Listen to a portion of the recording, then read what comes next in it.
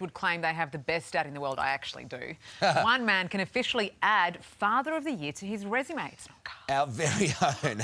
Oh, you deserve it though, Carl. What a downer. Maybe next year. Hamish Blake, round of applause for the Australian Father of the Award ceremony last day. Well done, Thanks, mate. guys. I do need to point out to you, Father of the Year is not world's best dad. That is your dad. That's a mug. Yeah, that's my dad. That's a mug-based award. And that you can get that at lots of Westfields. And Excellent. that mug is for real. That's for anyone's dad. But Father of the Year is a totally different thing. Your podcast is unreal. And I think it's given us all an insight and a place to go because we just don't talk about it very much. And also, you're a terrific dad. Every time I see you talking about the kids, and we were just talking then about, you know, our kids being able to access our phones and knowing, you know, very, very difficult codes to get in there. Well, it's true. It's a jungle. It is a jungle. And like, I do think that, you know, when I became a dad, which is 9 years ago now, like, there is a real feeling for younger dad. I think we're still younger dads. I'm not. Yeah, I was trying to be kind. No, you're quite an old man.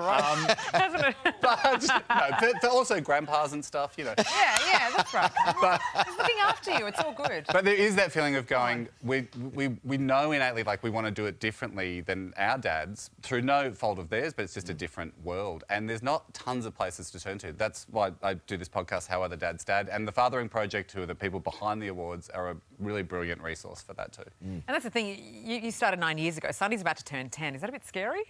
That was the most heartbreaking thing about having a 9th birthday party, is going, hang on a sec, next year's 10. Then 2 years after that, they have a phone. Then I'll probably only see him for 25 minutes for the rest of his life. He's gone. I know. You know, and there's great trips you take the kids on. I think that's, you know, terrific. And then great stories that come out of it, things they will remember forever. Totally. And look, you know, those things are great, and I'm a big fan of memory making. Like, I do. Yeah. That is a big part of what I think, you know, one of the skills I can bring to the fathering table. But everybody is very, very different. And wow. It's like a bungee. Horizontal bungee, great fun. But I think, you know, to be honest, like, great, like, trips away and the big, like, you know, the big camping trip and stuff is fun. But the dads I admire the most, and this is tens of thousands of dads around Australia who I get to kind of meet and interact with through doing the show. They're the ones that are, like, showing up every day. It's the little ways too. Like, it's making that extra effort, sitting with the kids, getting into their world. Like, I hear so many beautiful stories doing the podcast, and that's the stuff that always makes me cry, because I'm like, that is the real stuff. Yeah. That they'll remember when they're older. It's being present, isn't it? Totally being present, and all the different ways that say to the kids that they matter and that you're interested in their life. That's very heartfelt and beautifully said. And like I said, I very much admire. You are a lovely dad too, Carlos. I love the way you talk about your kids. and I think we wouldn't be able to go through a segment like this without a dad joke day.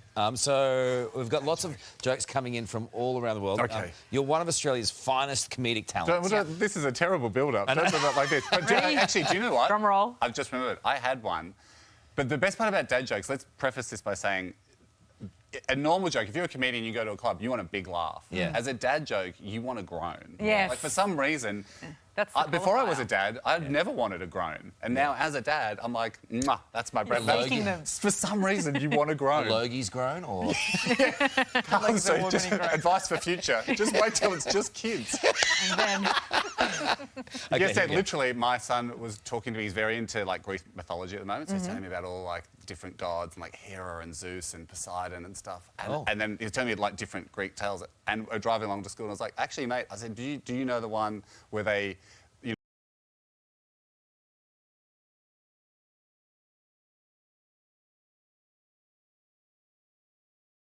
Old, I swear, I saw him, like, glance at the handle of the car door to think, could I roll out of a car? Can I get out of this? Can I get out of a car going 60 k's an hour? My dad, woo! I love it. Lovely to see you, mate, and congratulations. Thanks. All right, well, from Australia's favourite dad to Australia's favourite game show, it's time for the final round of Shopping at Coles. And Hamish, you are here for it. Now, you might be able to play as well, because you have to place 5 Father's Day gifts in order from least to most expensive.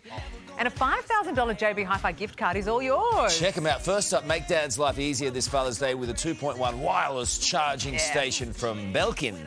I know. How about this one, though, Hamish? This vibrating massage roller is short, relaxed massage roller is going to relax the most stressed out dad with 3 settings.